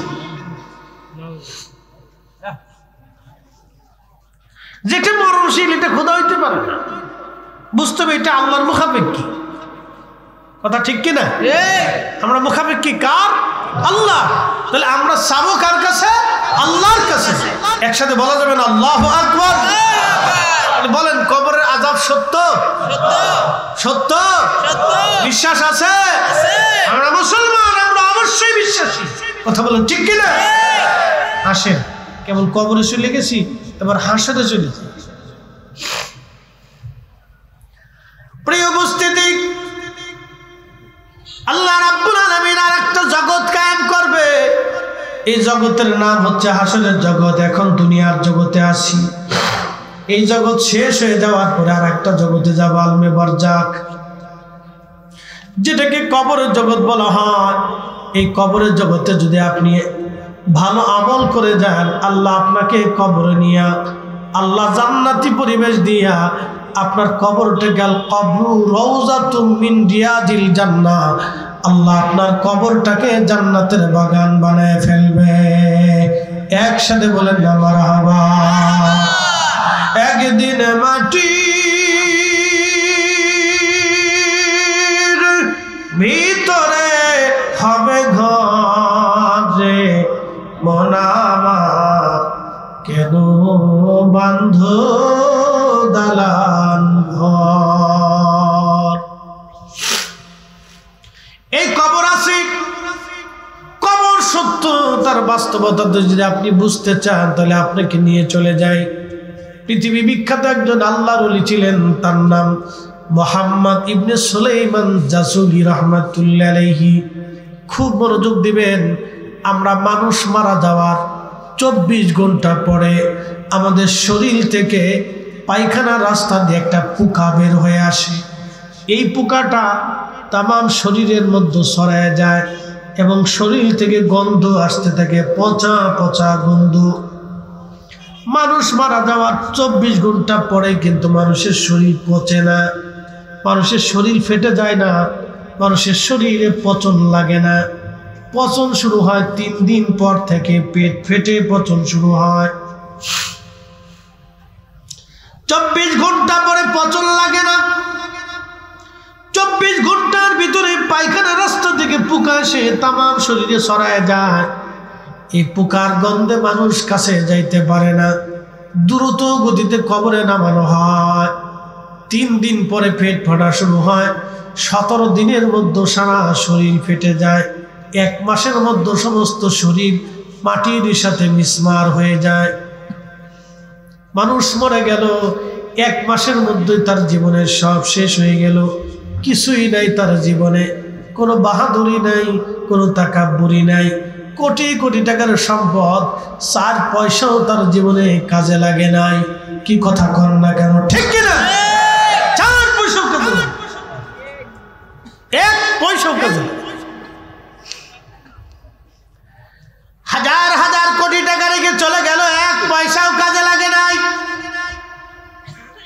যারা মানুষের হক নষ্ট করে দিক, সুদের কারবারি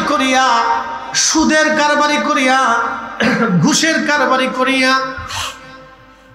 অন্যায় করিয়া অন্যের টাকা মেরে দিয়ে, অন্যের সম্পদ জমি মেরে দিয়ে, আল্লাহ যারা অন্যের টাকা মেরে দিয়ে কোটি কোটি টাকার মালিক হয়ে কবরে যারা চলে গেল, এরা এতই বলদ, এতই বোকা, তার একটা পয়সাও জীবনে কোনোদিন কাজে লাগলো না।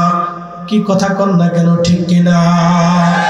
একটা কথা মনে রাখবেন, আল্লাহর সিদ্ধান্তের বাহিরে আপনি একটা ভাতের দানাও বেশি খেতে পারবেন না। পারবেন? সম্ভব। আমার জন্য সাহেবের দাওয়াত বাড়ি ভাই অনেক খাবারের ইন্তজাম করছে। তা আলেমরা আসলে তো আপনারা যথেষ্ট সম্মান করেন, খাবারের আইটেমটা একটু বেশি থাকে, তো বিভিন্ন ধরনের খাবার ইন্তজাম করছে। আমি কিন্তু 2 পদ দিয়ে খেয়ে চলে আসলি, বাকি 6 পদ পরে রয়েছে। ওই 6 পদ আমার নসিবে নাই। কি কথা কন না কেন? ওই 6 পদ আমার নসিবে নাই। নসিবে নাই দেখে আমি খাইতে পারি না। আল্লাহ আমার নসিবে রাখছে মানুষের বাড়ি ভাত খাওয়ান, আমার স্ত্রীর হাতের খাওয়ান আমার খুব কম নসিব হয়, নসিবে নাই। আর আমার স্ত্রী মাঝে মধ্যে আফসোস করে যে কি হইল, কিছু করার নাই তো, আমার নসিবে তোমার হাতের খাওয়ান নাই। না থাকলে আমার আর কি করার আছে, পাবলিকের বাদ খাইতে কিছু করার নাই, নসিবে নাই। কি করব? জোর করে তার নসিব করা যায় না। কি কথা কর না কেন? যাবে? যাবে না। খুব মনোযোগ দিয়ে আমরা ফিরে যাব কার কাছে? আল্লাহর কাছে। কোনো সন্দেহ নাই, কথা খুব ডিপলি মনোযোগ দিবেন। তা আমাদের সাধারণত মানুষ মারা যাওয়ার পরে আমাদের 24 ঘন্টা পরে এই দুর্গন্ধ, পচা গন্ধ আসতে থাকে। কিন্তু রসুলের একজন আশিক মারা গেল, মুহাম্মদ ইবনে সুলাইমান জাজুলি। শাহজালাল ইয়ামিনী যখন বাংলায় কালেমার দাওয়াত দিতে এসেছেন, তখন তিনি মরক্কে কালেমার দাওয়াত দিতে গেছেন। ইয়ামিনী মুজাররিদি বাংলাতে, আর সুলাইমান জাজুলি তখন মরক্কোতে। একইটাই 800 বছর আগে। একসাথে বলবেন আল্লাহু আকবার। দুইজন সেম সমসাময়িক, 800 বছর আগে।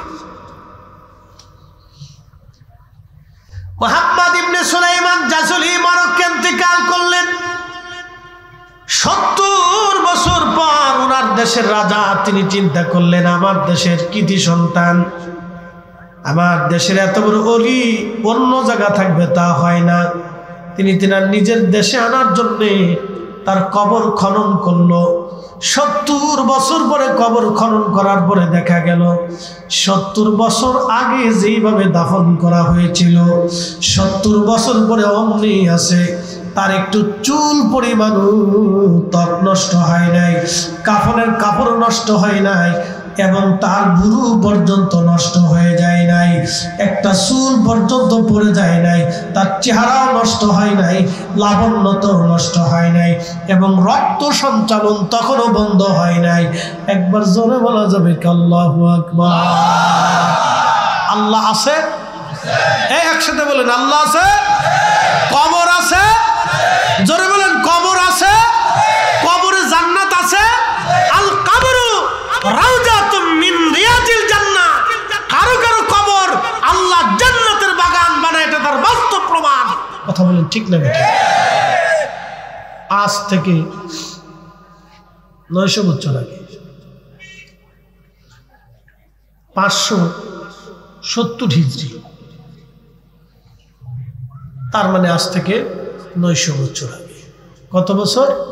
900 বছর। বর্তমান যে গাজা, এই গাজার নাম ছিল আসকালান। এইখানে ইমাম হুসেইন রাদিয়াল্লাহু আনহুকে দাফন করা হয়েছে। হযরত ইমাম হুসেইনকে দাফন করা হলো। এই এই মুরব্বী বসেন বসেন, মুরব্বী তো কর কায়দা নেই, বলি চালা, বসেন বসেন, ওঠা যাবে না, কোনো লাড়াচড়া করা যাবে না, বইতেই একসাথে বলেন তো আল্লাহু আকবার। বলতেছি আল্লাহ কেমনে আছে, কবর কেমনে আছে বুঝাইতেছি, অনেকের বিশ্বাস হবে না। বাস্তবতা থেকে আপনাদেরকে বিশ্বাস ধরাইতেছি, মনোযোগ দেন, এখিন রাখতে হবে। মুসলমানের যদি কবর হাসরে বিশ্বাস পরিপূর্ণ থাকতো তাহলে মুসলমান জুতা চুরি করে না। কথা ঠিক কিনা? কোন মুসলমান যদি 100% বিশ্বাস করে যে আমি কবরে যাব, তাহলে ওই মুসলমান সুদ খায় না। কি কথা বল না কেন? ও ঘুষ খায় না, ও মানুষের মাথায় বাড়ি দিতে পারে না, মানুষের রক্ত চুষতে পারে না। যারা মানুষের রক্ত চুষে খায় তারা ঘুমাইতে পারে না। আরে বোতল শাক মুড়ি দেয়, বোতল শাক, বোতল 2 টান টুন দিয়ে বাড়ি এসে বউরে মা খায়, মারে বউ কয়, বাপরে বিয়ে কয়, ফুলারে শালা কয়। আর ফুলা মাঝে মধ্যে টাইনে টাইনে এসে বাপরে দুলাভাই কয়। ভালো হয়েছে, শান্তি নেই। কি নাই? শান্তি নেই। মানুষের অশান্তিতে রেখে কেউ শান্তিতে থাকতে পারে না বাপ। মানুষের রক্ত চুষিয়া কেউ রক্তমান হতে পারে না, ঘুমাইতে পারে না। মানুষের চোখের নিদ্রা নষ্ট করে দিয়ে কেউ আরাম করে ঘুমাইতে পারে না। আল্লাহ তাদের চোখ থেকে ঘুম কেড়ে নেয়। মানুষকে অশান্তিতে রাখিয়া কেউ শান্তিতে থাকতে পারে না। আল্লাহ তার অন্তর থেকে শান্তি কেড়ে নিয়ে যায়।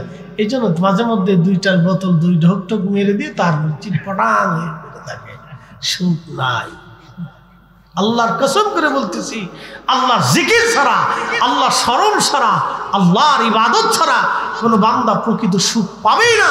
এই জন্য ওলি যারা ছিলেন তারা দুনিয়ার থেকে জুদা হইয়া আল্লাহকে খুশি করার জন্য দিনহীন হয়ে আল্লাহর ইবাদতে পড়ে থাকতেন। কথা কোন ঠিক কিনা? আল্লাহ সুখ এখানে, বান্দা সুখ এখানে দিয়ে রেখেছেন। মনোযোগ দিবেন। ইমাম হুসেন রাদিয়াল্লাহু আনহুর পবিত্র মাথায় আসকালানি দখল করে নিয়ে নিল খ্রিস্টানরা।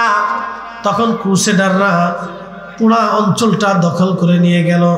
এখন যেমন ইসরায়েল দখল করেছে, তখন ওই খ্রিস্টান বাহিনীরা দখল করে নিল। মুসলমানরা নিরুপায় হয়ে গেল। মিশরের যিনি বাদশা ছিলেন তিনি চিন্তা করলেন, ইমাম হুসেনের পবিত্র মস্তক ওইখানে থাকলে এটা কেমন হয়। তিনি ওই খ্রিস্টান বাদশাকে বললেন, আমাদের সাইয়্যিদের মাথা মোবারক আপনি দিয়ে দেন। বলে, দিয়ে দিতে পারি, আপনাদের সাইয়্যিদের মাথা দিয়ে তো আমাদের কোনো প্রয়োজন নাই, কিন্তু 30,000 স্বর্ণ মুদ্রা দিতে হবে। সেই সময় 30,000 স্বর্ণ মুদ্রা বাড়ির কাছে কথা না, 30,000 স্বর্ণ মুদ্রা তিনি রাজি হয়ে গেলেন। তিনি চিন্তা করলেন টাকা চলে যাক, কিন্তু ইমাম হুসেইনের পবিত্র মস্তক মাথা মোবারক উঠাইয়া আমি সম্মানের সাথে নিয়ে আসবো, এর চাইতে বড় খেদমত আমার জীবনে আর কি হতে পারে। তো বাদশা, মিশরের বাদশা তিনি রাজি হয়ে সুলতান তিনি 30,000 স্বর্ণ মুদ্রা পাঠিয়ে দিয়ে লোক লস্কর নিয়ে, সৈন্য সামন্ত নিয়ে, মুসলমানদেরকে নিয়ে তিনি ইমাম হুসেইন রাদিয়াল্লাহু আনহুর পবিত্র মাথা মোবারকের কাছে গেলেন। নিজের জুতা খুলে ফেললেন এবং সমস্ত সৈন্যবাহিনী যারা ছিলেন, আমির উমরা আলেম ওলামা যারা ছিলেন, তাদের জুতাও খুলে ফেলে দিয়ে নগ্ন পায়ে, খালি পায়ে তারা সবাই ইমাম হুসেইন রাদিয়াল্লাহু আনহুর রওজায় গেলেন।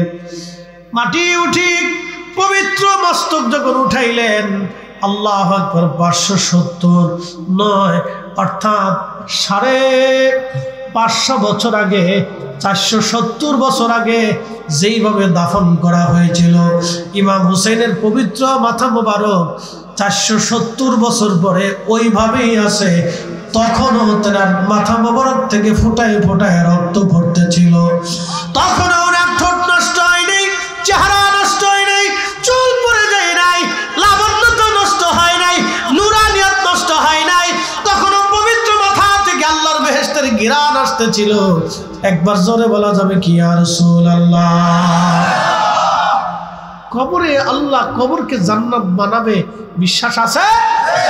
তার বাস্তব প্রমাণ দেখে যান, লক্ষ লক্ষ মুসলমান সাক্ষী।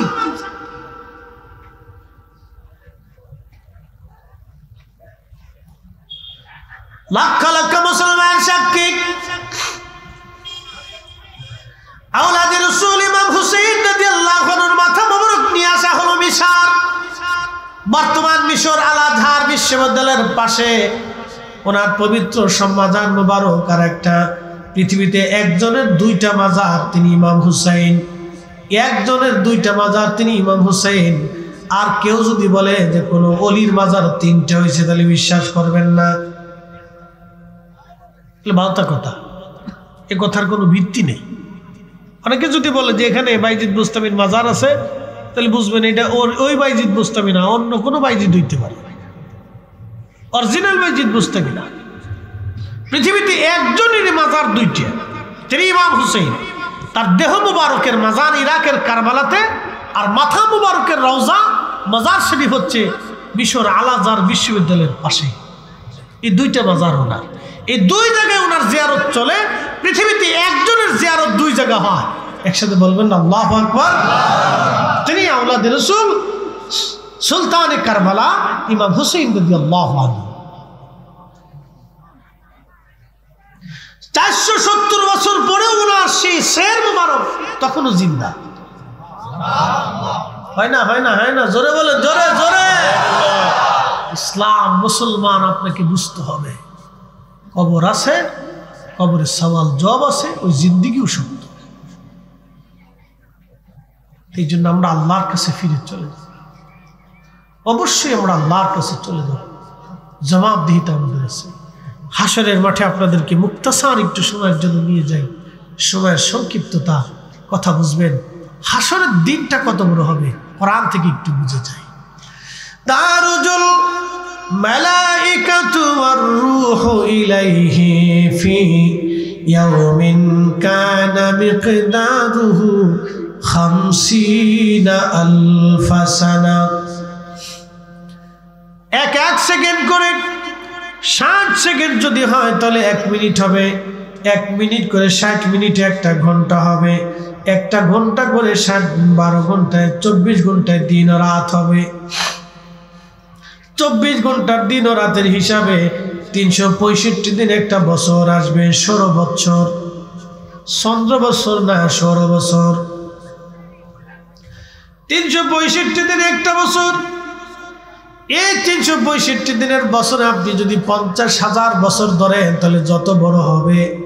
হাসরের একটা দিন হবে তত বিরাট, একটা দিন হবে তত বিরাট, একটা দিন হবে তত বিরাট। ওই হাসরের জন্য আমাদেরকে প্রস্তুতি নিতে হবে। কত কঠিন এবং ভয়াবহ হবে মুক্তাসার একটু শুনে যান। তাম সৃষ্টির মানব জাতি হাসরের মাঠে আল্লাহ দ্বারা করে। পৃথিবীতে যেরকম জায়গায় জায়গায় নদী আছে, খাবার আছে, হোটেল আছে, রেস্তোরাঁ আছে, ছায়া আছে, বিশ্রামের জায়গা আছে, হাসরের মাঠটা এরকম হবে না। শুধু মাঠ হবে এবং মাঠের উপর শুধু সূর্য হবে। সূর্যটা একেবারে কাছাকাছি হবে, 1.5 থেকে 2 কিলোমিটার উপরে হবে। আল্লাহ নবী বলতেছিলেন এই সূর্যের উত্তাপে মানুষের পুরা শরীর থেকে শুধু মানুষ না, হাসরের মাঠে জিন দাঁড়াবে, ফেরেশতা দাঁড়াবে, পশু পাখি দাঁড়াবে, মানব জাতি দাঁড়াবে।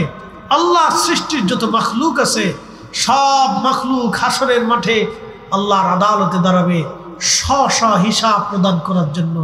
আপনার বাড়ির গরুটাও দাঁড়াবে। বলে হুজুর এটা কি বলতেছেন? হ্যাঁ, আপনার ঘরের বিড়ালটাও হাসরের মাঠে আল্লাহর আদালতে দাঁড়াবে। হ্যাঁ, আপনার বাড়ির কবুতরটাও হাসরের মাঠে আল্লাহর আদালতে দাঁড়াবে। আপনার বাড়ির মোরগ মুরগিটাও হাসরের মাঠে আল্লাহর আদালতে দাঁড়াবে। জঙ্গলের প্রাণী বাঘ, ভাল্লুক, মহিষ, সাপ, বিচ্ছুরাও হাসরের মাঠে আল্লাহর আদালতে দাঁড়াবে। সেই দিন তারাও আল্লাহর কাছে বিচার ফয়সালা চাবে। বলে এটা কি হুজুর? ইমাম সুয়ুতি আল-হাবিল ফাতাল মুজাল্লাদুস সানি মাসালিকুল হুনাফা বিওয়ালিদিল মুস্তাফার ভিতরে লিখতেছে, মাহশরের কঠিন মাঠে গরু মহিষটাও আল্লাহর আদালতের বিচার দাঁড়াবে। গরু দক্ষিণ পাড়ার গরু, হুগলিয়ার দক্ষিণ পাড়ার গরু যায় বলবে আল্লাহ, উত্তর পাড়ার গরু ছুটে এসে আমাকে মারছিল, আল্লাহ আমি দুনিয়ার কোনো বিচার পাইনি, রাব তুমি মালিক ইয়াউমিদ্দিন, আজকে বিচার করে দাও। আল্লাহ বলবেন তোমাকে যেইভাবে মারছিল তুমি সেইভাবে তাকে মেরে দাও। সেই দিন আল্লাহ বিচার করবে, সেই গরু ওইভাবে মারবে, কিন্তু গরু, ছাগল, হাঁস, মুরগি, ভেড়াদের বিচার করার পরে আল্লাহ তাদেরকে মাটি বানাই দেবে। সমস্ত হাসরবাসীর সামনে এই পশু পাখিরা মাটি হয়ে যাবে। মাটি যখন হয়ে যাবে তখন নাফরমানরা, কাফিররা, মুশরিকরা, অবিশ্বাসীরা সেই দিন হাত কামড়াবে, গোশত কামড়ায় কামড়ায় টেনে টেনে ছিঁড়ে ফেলবে আর বলবে ইয়া রাব্বি আমরা কেন মানুষ হলাম? আমরা মানুষ না হয়ে যদি শিয়াল কুত্তা হতাম, আমরা কেন মানুষ হলাম? আমরা যদি মানুষ না হয়ে শিয়াল কুকুর হতাম, আল্লাহ আমরা কেন মানুষ হলাম? যদি মানুষ না হয়ে শিয়াল কুকুর হতাম কতই না উত্তম হতো, আজকে মাটি হয়ে যেতে পারতাম। হায় আফসোস, কেন মানুষ হলাম? আল্লাহ কেন মানুষের মারাইলা? আজকে আল্লাহর কাঠগড়ায় দাঁড়াইয়া হিসাবের সম্মুখীন হতে হবে। তো আরাম যত বেশি, ব্যারাম তত বেশি। আল্লাহ আপনার জন্য যেমন পৃথিবীকে সুন্দর করে সাজিয়ে রেখেছেন, কুল মাখলুক আল্লাহ মানুষের জন্য নিয়োজিত করেছেন, আপনাকে আল্লাহ যেভাবে আরাম দিয়েছেন সেইভাবে আল্লাহ আপনাকে জিজ্ঞাসিত করবেন। ফিরে চলে যাব আল্লাহর কাছে। আবার বলি, ফিরে চলে যাব আল্লাহর কাছে। যেতে যেহেতু হবেই, হিসাব আপনাকে দিতে হবে।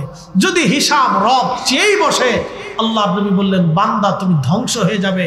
তুমি আল্লাহর কাছে বারবার ইস্তেগফার করো আর বলি, ইয়া রব্বি, বিনা হিসেবেই মাফ করে দেন, বিনা হিসেবেই মাফ করে দেন, বিনা হিসেবেই মাফ করে দেন, বিনা হিসেবেই মাফ করে দেন। এই জন্য দোয়াতে কানবেন, মুনাজাতে কানবেন, সেজদাতে কানবেন, তাহাজ্জুদে কানবেন, দোয়া করতে থাকবেন, কানতে থাকবেন, মাফ চাইতে থাকবেন। এই যে দোয়া বন্ধ করে দিচ্ছে আমার দেশের কিছু এক শ্রেণীর ভাইরা, কারণ উম্মতকে যে কত কঠিন বিপদের সম্মুখীন করে দিচ্ছে নিজেও বোঝে না এবং তার উম্মতও বুঝতেছে না। এই দোয়া যদি বন্ধ হয়ে যায়, বান্দা আল্লাহর দরজায় হাত তোলা বন্ধ হবে। আর বান্দা যখন আল্লাহর দরবারে হাত তুলবে না, তখনই বান্দার দিল শক্ত হবে। বান্দা যত আল্লাহর দরবারে হাত তুলবে, তত বান্দা আল্লাহর কাছে মাপ চাইতে থাকবে। যত বেশি মাপ চাবে, তত তাড়াতাড়ি ক্ষমা হবে। কথা বলে ঠিক কিনা? মাপ চাবে না, ক্ষমা হবে না। যারা দোয়া বন্ধ করতেছে, এদের মতো নাফরমান আর এদের মতো ব্যাককেল পৃথিবীতে আর কেউ হতেই পারে না। দোয়া চলবে, যতদিন বেঁচে থাকবেন ততদিন দোয়া করবেন, বেশি বেশি করে হাত তুলে আল্লাহর কাছে মাপ চাবেন। কথা বলে ঠিক না? হাসর বড় কঠিন জায়গা, বড় কঠিন জায়গা, অনেক বড় কঠিন। সূর্য মাথার উপরে থাকবে, প্রচন্ড ঘামে ঘরমাক্ত হয়ে মানুষের শরীর থেকে নির্গত হয়ে বুক কারো হাঁটু পর্যন্ত ঘামে ডুবে যাবে।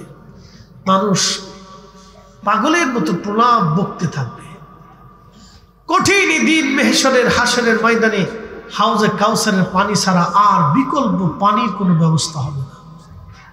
কঠিন তৃষ্ণাতে মানুষের জিহ্বা বেরিয়ে কুকুরের জিহ্বার মতো ঝুলতে থাকবে। সেই দিন 6 শ্রেণীর বান্দাকে আল্লাহ তার আরশে মুআল্লার নিচে জায়গা করে দিবে। 1 নম্বর, যে দুনিয়াতে ন্যায় বিচার করছে। একসাথে বলা যাবে আল্লাহু আকবার। কি বিচার? জোরে বলেন, কি বিচার?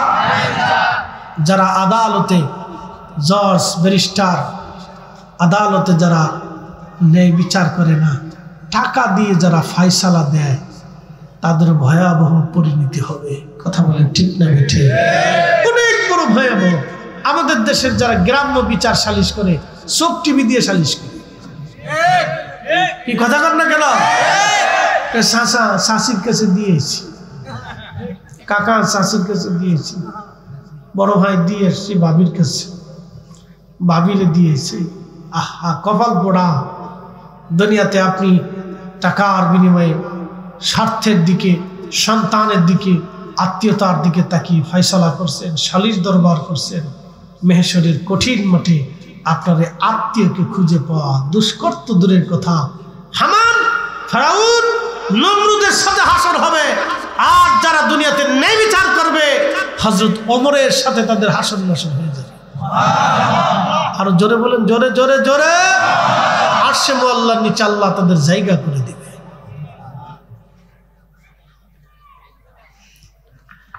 দুই নম্বর,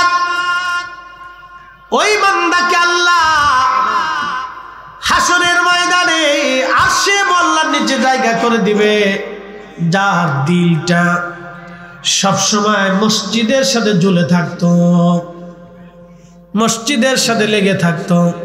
বলে হুজুর কোনটা?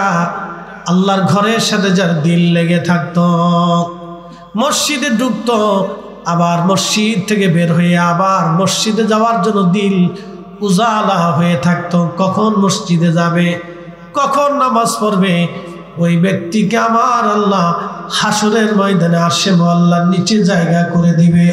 অথচ আল্লাহর আরশে আল্লাহর ছায়া ছাড়া আর কোনো ছায়া সেই দিন থাকবে না, আশ্রয় ছাড়া আর কোনো আশ্রয় সেই দিন হবে না। হাজিরিন, মসজিদ থেকে বের হইয়া মসজিদে বারবার যাওয়া, মসজিদের দিকে দিল রুজু করে দেওয়া, এই বান্দার জন্য আমার আল্লাহ আরশে আল্লাহর নিচে জায়গা করে দিবে। আর একজন বান্দাকে আল্লাহ জায়গা করে দিবে যারা দুনিয়াতে একজন আর একজনকে আল্লাহর জন্য ভালোবেসেছিল, আল্লাহর জন্য মহব্বত করেছিল, আল্লাহর জন্য ভালোবাসা রেখেছিল।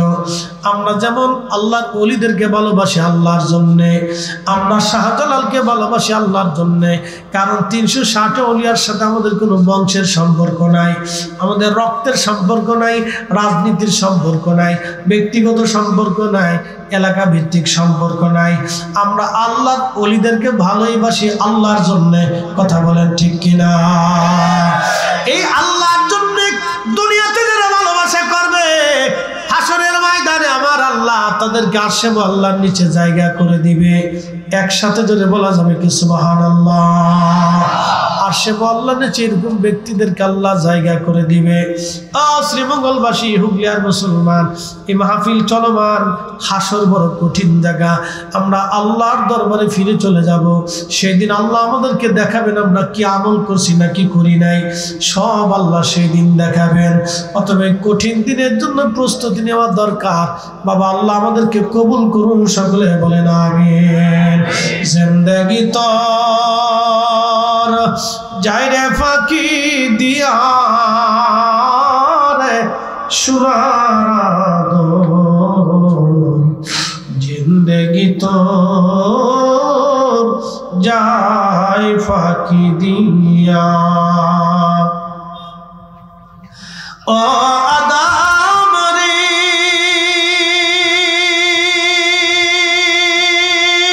পাক ধরিয়া গেছে দাড়ি, দন্ত মাসে গোটা চারি,